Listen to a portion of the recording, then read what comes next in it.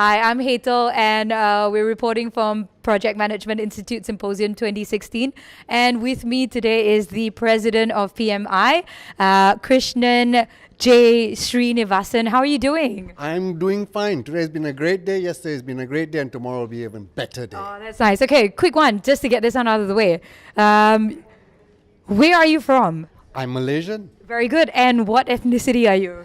I'm mixed. My mother's of English descent, and my grandfather's first generation immigrant from Sri Lanka. Right. So please do not confuse him with being an Indian, okay? Mr. Krishnan, I'm sorry. So, Mr. Krishnan, how was it like for you? How was it like for you yesterday and today in terms of coming up with the topic? So, how did you come up with the topic for the conference?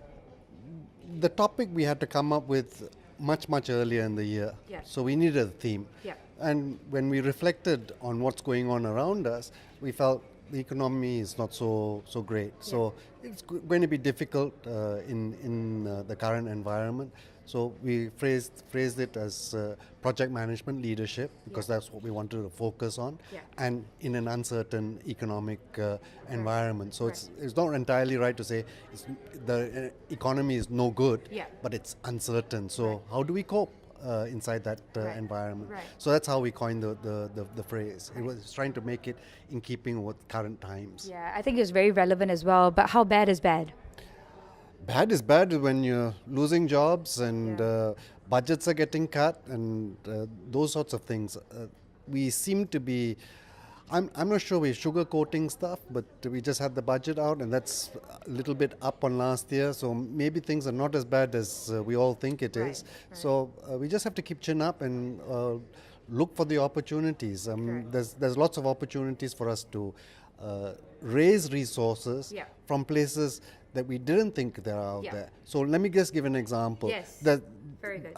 I actually had an opportunity to meet Professor Dean T. Kashiwagi from the University of Arizona. And he is what they call a best value in procurement practitioner. Wow. So he talks about win-win and how you can actually get experts in and get your price down.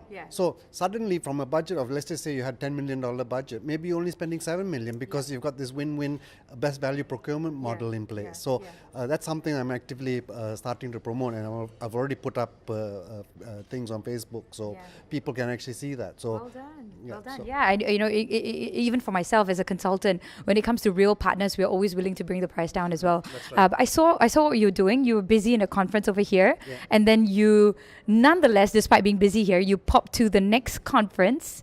So tell us a little bit about how you practice opportunity even under high level of busyness. Well, let me give you some background. Okay, we've never really engaged our REPs, our registered education providers. So for the first time, I think it was in June or July, we actually got our registered education providers, our trainers, to come in and meet with us. So we had a dialogue going on with them. So we were trying to build bridges so that we tried to remove the air of suspicion. Or PMI is busy removing my rice bowl sort of situation. So building trust there. So building some trust, okay? And I know that trust isn't built overnight. But we obviously made some inroads. So when the REP got to me, he says, listen, I've got this thing going on, it's clashing. It was actually at the AGM a couple of weeks ago. He says, it's clashing with your thing and it's in the same hotel.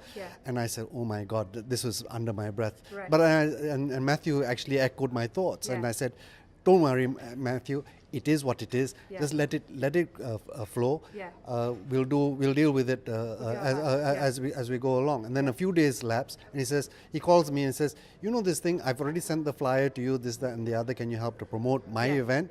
I said, I'll do that. And sure enough, I did that. So semi competitors ish. So rather than competing, we're trying to partner. Beautiful. And so he invites me in to come and do a lucky draw. So I said, I can do that on condition I'm not preoccupied with something else.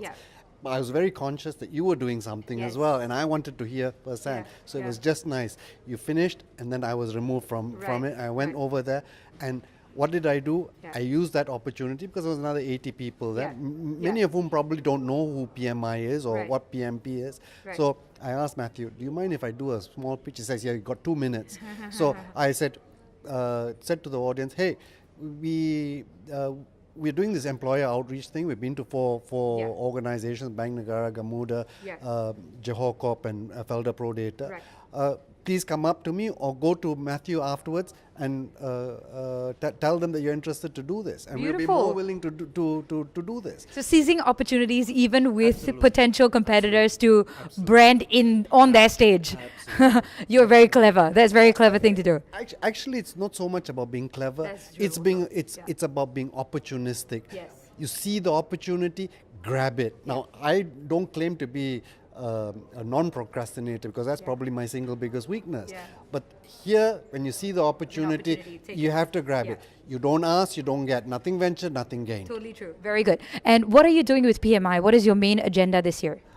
When I took on the presidency of the chapter, my focus was entirely on membership. Okay. And at the beginning of this year, we were at 540. Yeah. Yesterday, we were at 733. Wow. We've got 35% plus Congratulations. growth just in terms of membership. And Fantastic. a few things we've been doing just to drive that, one of which was the REP forum. Another one was obviously What's the worked the best in terms of increasing membership? I suspect, I can't put my finger exactly on which one did what. I suspect our social media has actually worked wonders for us, and that was something that we laid down last year. So it is all about digital generation now, huh? It's just making people aware. We are here. We're here. We are here for you. Come join us. Come and make it happen. And so it was today. It was really fantastic the past 2 days. Maybe a key message of your learning from the past 2 days. What was your top highlight? We had some really magnificent speakers come forward. One of them, whom we'd actually had experience of, was Doc Said. Yeah. He's a Dato, but he doesn't like to be referred to that. And he refers to me as bro, like I'm his bosom buddy sort of situation. So he makes you feel very comfortable and he's very approachable. So a lot of us, because someone's carrying a title, we are reluctant to approach them. He's too special, he's a VIP, I can't go to him. And so what was your key takeaway from that? Your highlight, your top highlight? Well, for me, before the symposium happened, I thought it would be you because I had not seen you before, but I'd seen feedback through the event that you did in the evening talk. Right.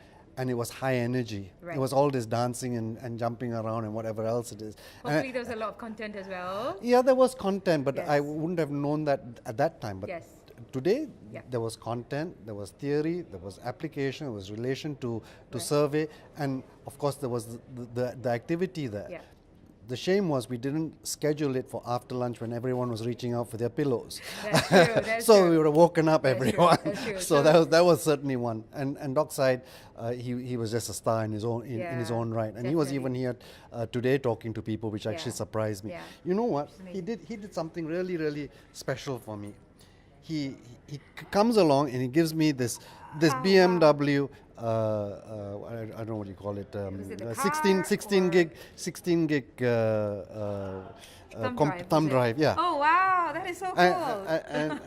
And that was after yesterday when Welling and the team bounced a surprise on all of us who were the October babies. My birthday is day after tomorrow, so it was earlier like birthday. Real key.